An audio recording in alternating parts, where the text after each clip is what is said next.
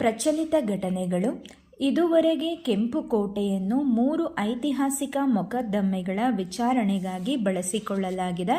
ಮೊದಲನೆಯದು 1857ರ ದಂಗೆಯ ಬಳಿಕ ಆಗಿನ ಮೊಘಲ್ ದೊರೆಯಾಗಿದ್ದ ಬಹದ್ದೂರ್ ಶಾ ಜಾಫರ್ನನ್ನು ವಿಚಾರಣೆಗೆ ಒಳಪಡಿಸಲು ಬ್ರಿಟಿಷ್ ಸರ್ಕಾರ ಇದೇ ಕೆಂಪು ಕೋಟೆಯನ್ನು ಆಯ್ಕೆ ಮಾಡಿಕೊಂಡಿತ್ತು.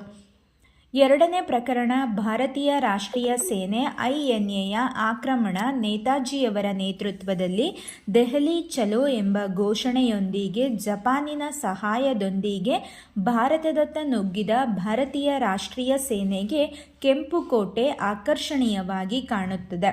ಸುಭಾಷ್ ಚಂದ್ರ ಬೋಸ್ರವರು ತಮ್ಮ 1943 ಜುಲೈ 5ರ ಭಾಷಣದಲ್ಲಿ ಬ್ರಿಟಿಷ್ ಸಾಮ್ರಾಜ್ಯದ ಶವಪೆಟ್ಟಿಗೆಯಾದ ಕೆಂಪು ಕೋಟೆಯ ಮೇಲೆ ತಮ್ಮ ವಿಜಯೋತ್ಸವವನ್ನು ಆಚರಿಸುವ ಕರೆ ನೀಡುತ್ತಾರೆ. ಹೀಗಾಗಿ ಬ್ರಿಟಿಷರು ಸೆರೆಸಿಕ್ಕ INA ನಾಯಕರನ್ನು ವಿಜಯೋತ್ಸವ ಆಚರಿಸಲು ಕರೆ ನೀಡಿದ ಆ ಶವಪೆಟ್ಟಿಗೆಯಲ್ಲಿಯೇ ವಿಚಾರಣೆ ನಡೆಸುವ ಮೂಲಕ ಅಣಕವಾಡಿದರು. ಮೂರನೇ ಪ್ರಕರಣ 1948 ಜನವರಿ 30ರಂದು ನಾಥುರಾಮ್ ಗೂಡ್ಸೆಯಿಂದ ಹತರಾದ ಗಾಂಧಿ ಕೊಲೆ ಮೊಕದ್ದಮೆ. ಆ ದಿನಗಳಲ್ಲಿ ಗಾಂಧಿ ಕೊಲೆ ಮೊಕದ್ದಮೆ ಎಂಬುದಕ್ಕಿಂತಲೂ ಹೆಚ್ಚಾಗಿ ಕೆಂಪು ಕೋಟೆಯ ಮೊಕದ್ದಮೆ ಎಂದೇ ಕರೆಯಲಾಗುತ್ತಿತ್ತು.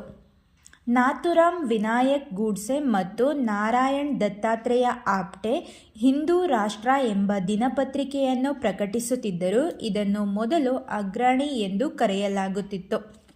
ದೇಶದ ಮೊದಲ ಸ್ವದೇಶಿ ನಿರ್ಮಿತ ಹೈಡ್ರೋಜನ್ ಚಾಲಿತ ವಾಟರ್ ಟ್ಯಾಕ್ಸಿ ಸೇವೆಗೆ ವಾರಣಾಸಿಯಲ್ಲಿ ಚಾಲನೆ ನೀಡಿದೆ.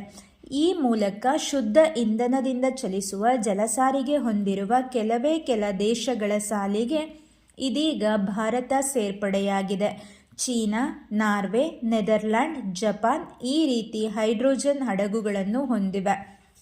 ಹಡಗು ಮತ್ತು ಜಲಸಾರಿಗೆ ಸಚಿವ ಸರ್ಬಾನಂದ್ ಸೋನಾವಾಲ್ ಅವರು ಬುಧವಾರ ನಮೋ ಘಾಟ್ನಲ್ಲಿ ವಾಟರ್ ಟ್ಯಾಕ್ಸಿ ಸೇವೆಗೆ ಚಾಲನೆ ನೀಡಿದ್ದು, ಇದು ರವಿದಾಸ್ ಘಾಟ್ನಿಂದ ನಮೋ ಘಾಟ್ ನಡುವೆ ಸಂಚರಿಸಲಿದೆ.